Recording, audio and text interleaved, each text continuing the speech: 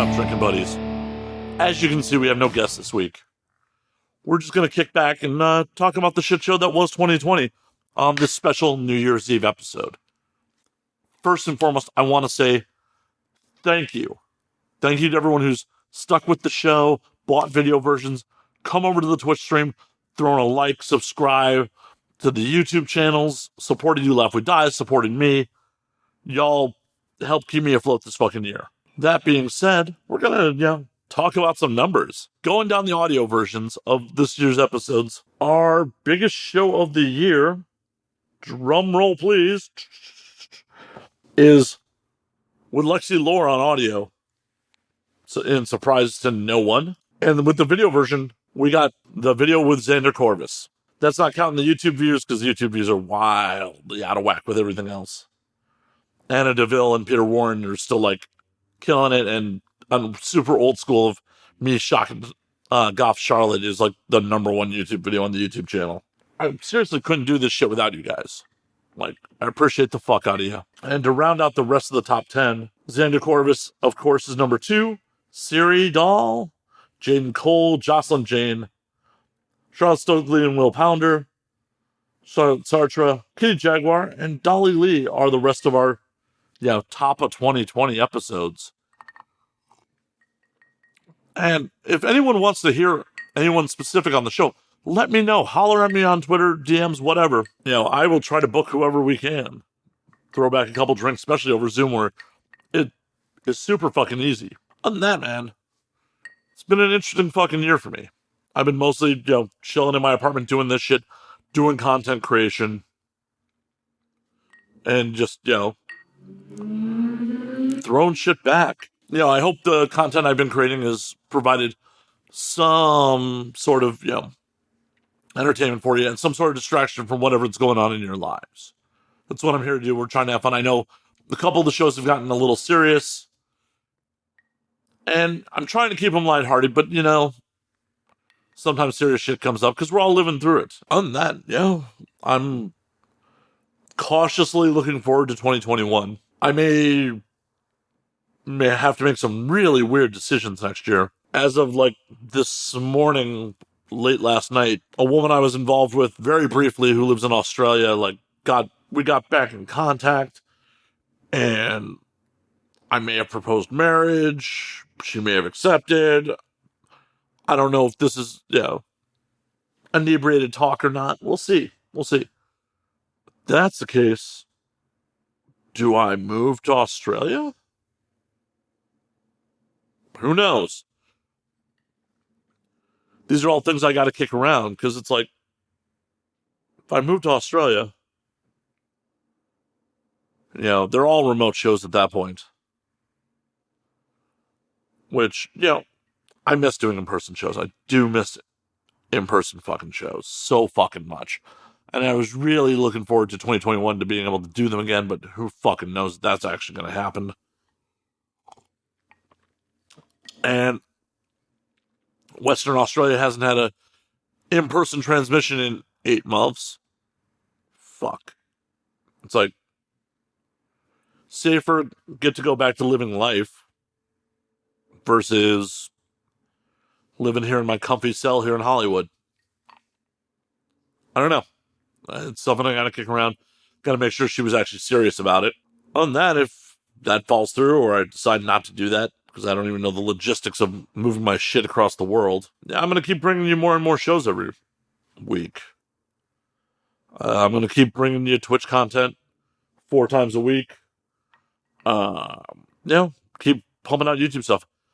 I'd love to know from you guys in the Discord, on social media, what you guys are into, what you guys want to see more of, you're that's okay, what do we got? I have every intention to keep the show rolling remotely as long as I need to, and then going back to doing these right and it in person. But for me, the rest of the year has been it's been an interesting time. In addition to the pandemic, I have started some new business ventures. Obviously, You Laugh We Die and all the Twitch stuff. Ended some other ones. Ended some client relationships that were just toxic. And it's important to do that shit. It's amazing how fast this fucking year has gone. It's absolutely mind-boggling. It doesn't feel like that I've been locked up for fucking 9 months already. We're going to be at a year before we know it. It's definitely not how I envisioned spending the last year of my 30s. I don't think anyone envisioned this shit. I hope everyone is doing their best to stay safe, healthy, making money where they can. You got to do the balancing act of risk versus reward. You got to eat, but you got to be safe as you can be. It's fucking nuts, man. I didn't know what all I was going to come on here about. Like, when I thought about doing the solo one was on Christmas Eve when I dropped mushrooms. I was pretty fucked up. I had just watched Gaspar Noé's Enter the Void, and I'm like, oh my god, I gotta get on air while I'm on mushrooms and talk about this shit. And then I didn't. And now I'm relatively sober, just babbling at you guys without a guest this week. Obviously, you can tell by the runtime I'm not going to bog it down for a whole 2 hours here. I want to have something for you. And I also I wanted to, once again, give you my appreciation for all the support that everyone's been giving me this year. It's much fucking love. We've had a lot of fun shows. For me personally, catching up with Xander is always a blast. I'm just looking like over the shows I've done this year. Nathan Bronson's always a good time. He's a homie. It was a lot of fun catching up with Rainin and Crow, being able to do that in person, even if it was a little risky and a little dumb. The Jamie Jett episode was a lot of fun. Jamie, if you haven't listened to that episode, I think she's going to do huge fucking things in this industry. She definitely has her head on right. And just, is good people. Getting to know people like Crystal Taylor and Spencer Bradley were the highlights of my fucking year. Catching up with old friends like Dolly Lee and fucking Jaden Cole, always good fucking times. We're going to do a lot of fun stuff in 2021. I'm going to keep making weirder and goofier fucking YouTube videos. Hopefully the show gets back to being just fucking silly so we don't have to fucking talk about politics and the goddamn pandemic and woe is me how depressing life is and all that bullshit. This shit is supposed to be the roaring 20s. I want to get back to it. I want to get back to just being fucking weird, fucking wild. People getting naked on the fucking show. Y'all haven't seen my tits in a hot minute. They're here. They're luscious. And a giant shout out, if I haven't, again, to my boy Dan in Texas. I'm drinking some of the Weller Special Reserve he sent me. And he definitely just, it's wild. This shit is like over 100 a bottle here in LA, if you can find it.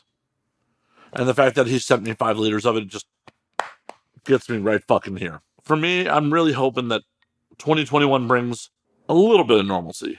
I want to get back out and travel. I want to go back to bars. I want to, have a normal social life again. I want to have anonymous sex with strangers in bathrooms. Maybe that'll come back. Maybe that'll just be something that our children's generation will hear about. Like, you did what? No, you couldn't have done that. I hope that's not the case. It's also been a great year for just collaborating with some of my friends, My homie Alex Ludovico has, hooked it up with some music for some of my YouTube videos. And I appreciate the hell out of him for. Fucking Cool Skull has done the You Laugh We Die logo, done some other artwork for me. Like, if you can, support your friends. Support their creative endeavors. We were not just born on this fucking planet to get shat out, go to a corporate job, pump out our own 2.5 children, and die. If anything, this year should illustrate that none of this shit is promised. 5-year plans are bullshit. And you should be pursuing your happiness the best way you can, the safest way you can. Tomorrow is not fucking promised. Get out there. If you have a passion, do it, pursue it. And don't fall into the fucking trap of having to monetize it. I mean, that is part of the bitch of current society is like, oh, I really enjoy doing this thing. I should try to make money at it. Do some things just for the love of it. Do some things just for the fucking passion of it. You don't have to fucking monetize everything. I am also a giant hypocrite about that, and I have tried to monetize everything I've ever done in my life. Do as I say, not as I do here. Pursue your passions, man. It's all the advice I can give you for 2021. If you want to talk to someone, call them. Don't play fucking games. Life's too short for that shit. You want to do something? Find a way to fucking do it. As long as you're not hurting other people, there is zero reason not to. You're fucking up if you don't pursue that shit. You're absolutely fucking up. I'm hopeful. I'm hopeful shit's gonna get better. I'm not holding my breath over it. Obviously, as I think about bailing the country. It's a weird time. And as I've said on a couple podcasts, I'm very thankful it's happened in 2020, not even 2010. Could you imagine doing this with 2010 internet? Without the streaming services, with 10 years ago's technology? Xbox Live barely fucking working? It'd be fucking miserable. I'm not going to keep you guys too much longer as I'm just kind of rambling here, but we need a wake-up call. And unfortunately, a lot of society decided to be fucking pouty teenagers. Only discomfort will bring about change. Because if you're comfortable, there's no reason to change. So I'm hoping that the discomfort of 2020 brings some serious change in 2021. To society, to individuals, to a whole lot of things. We'll see if it happens. See if people are uncomfortable enough. I'm not 100% sure I've even been uncomfortable enough to really affect change. Yeah, I don't know if 2020 is really what kind of change it's really going to bring about, but hopefully it brings about some serious fucking change. Hopefully people take shit seriously, because for fuck's sake, I'm hoping. I'm hoping that we get some rad new art out of this pandemic. I hope we get some rad new spaces, especially here in LA. A lot of places are closing down. I'm hoping when shit gets closer to normal, it gets replaced by other cool spots. Like, I'm hoping that it's not all just corporate bullshit. Fucking sterile cookie cutter bullshit. Sterile cookie cutter bullshit is just what's safe. It's what you know. It's why McDonald's serves billions. Because no matter what McDonald's you go to, you're getting fucking McDonald's. It's safe. And playing it safe like that in any aspect of your life is fucking bad. That's how you wake up one day and all of a sudden you're fucking on the brink of death. Because you've been playing it safe. You've been doing the exact same thing forever. Try new things. Screw new people once we're in a place that we can do so responsibly. That's what life's really all about. And it's not just here to consume and exist. It's about experiencing more and more things. And for someone who's spent a good chunk of their life is deeply materialistic, it's taken a while for me to get to that point. It's taken a while for me to be like, oh no, experiences and stories and living is so much more fucking important than just earning money to buy more stuff. The idea of like being a multimillionaire and having some insane house is like, I even if I could afford it, I wouldn't do it at this point. I would much rather have like modest places in multiple places than I ever would some extravagant fucking home in one place. Like, it's nice and it's good to be in a place that's comfortable and that you love, but there's just a point where it's too fucking much. Doesn't make sense. I guess it was for me being exposed to like people with actual wealth and seeing some of this actual wealth to being like, why? I mean, this is cool to experience, but it's not how you should live day to day. The studies that show that if you make over 70,000, diminished returns on happiness. And I think it's accurate. I think it's fucking accurate. I know when I was making, I've never made huge money, but I'm made up in middle class money at one point, and being able to buy shit made me happy. But the fact that like none of my peers had the money to fucking do what I wanted to do or do things together in a lot of cases, it's just like, well, that's cool. This is not all there is to life. Like, being rich is just not all there is. If you ain't got people that you love and support around you to experience it with you, fuck, what is it? So, I feel like I'm just kind of rambling at this point, and that's pretty much what you're getting out of this episode, is just me rambling about random thoughts. I didn't really come into this with a plan at all. And since I don't have a guest, I'm hoping for 2021, definitely continue to do more psychedelics. I think it's been a good move on my part to just up my mushroom intake. I hope to get back to traveling. I mean, even if I don't bail the country for Australia, I hope it's safe for us to travel again. I want to go back to Japan. I want to go back to Europe. There's so many places I want to fucking go. There's so much more of this world I want to fucking see. And experience just the little fucking differences. If you're listening to this in America, do yourself a favor. Get a passport. Experience other cultures. You'll thank me for it. Don't go to the fucking resort. Don't just hang out in a pool with other Americans. Don't get on a fucking cruise with other fucking Americans. Go out. Go to other countries. Go to neighborhoods. See how locals live. If that is one piece of advice I could give to fucking anyone, I wish someone had given me that advice when I was younger. Like, go out, experience the fucking world. You know, I didn't come from a family with means. And no one really did that. I mean, I think my mother's been to Canada and my father has been to Canada and went to Israel once on as part of a tour group. Like, the idea of a tour group for more than like a day is just wildly unappealing. It's all about just going out and like getting into the shit, getting into neighborhoods. Unless a city is an active war zone, there are people living there and thriving there. Crime, yeah, of course, crime is a thing. Crime is a thing anywhere. But as long as you have some common sense, you should be fine. It's so rewarding to get out in the world and experience this shit.